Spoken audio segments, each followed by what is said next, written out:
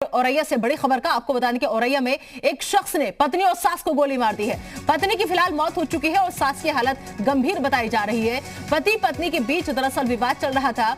एरवा कटरा के कुचैला गांव की पूरी वारदात है और वारदात के बाद से आरोपी फरार है। औरैया से ये बड़ी खबर, एक शख्स ने अपनी पत्नी और अपनी सास को गोली मार दी और गोली लगने की वजह से पत्नी की मौत हो गई और सब जबकि सास की हालत गंभीर बताई जा रही है। दरअसल कहा यह जा रहा है कि पति पत्नी के बीच विवाद चल रहा था और आपको बता दें कि गोली मारने के बाद आरोपी फरार हो चुका है। तो औरैया में एरवा कटरा थाना क्षेत्र के कुचैला गांव में एक युवक ने पत्नी और सास को गोली मार दी। गोली लगने से पत्नी की मौत हो गई जबकि सास की हालत गंभीर बनी हुई है। जानकारी के मुताबिक आपको हम बता दें कि पति पत्नी के बीच दरअसल कुछ वक्त से विवाद चल रहा था। इस मामले में आरोपी पर दहेज का केस भी दर्ज था।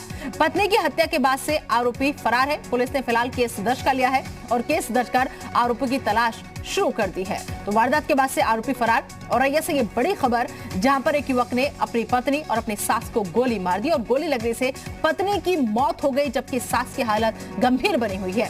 अहम खबर इस वक्त की, दरअसल जो जानकारी अभी तक मिली है वो ये कि पति पत्नी के बीच कुछ वक्त से विवाद चल रहा था और इस विवाद के चलते ही आरोपी पर पहले से ही दहेज का केस भी दर्ज है। पत्नी की हत्या के बाद से फिलहाल आरोपी फरार होने में कामयाब हो गया।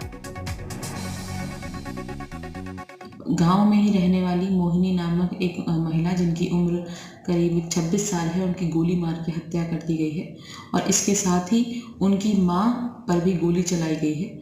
मां शारदा देवी अभी इलाजरत है, उनकी हालत अभी स्थिर है। जानकारी ये प्राप्त हुई है कि मोहिनी का विवाह 3 वर्ष पूर्व सौरभ नाम के एक लड़के से हुआ था और आज सौरभ आया है और उसने इस घटना को कारित किया है। अभियुक्त की तलाश में टीमें लगी हुई हैं और जो उनकी संभावित लोकेशन है उस पर लगातार दबिश दी जा रही है।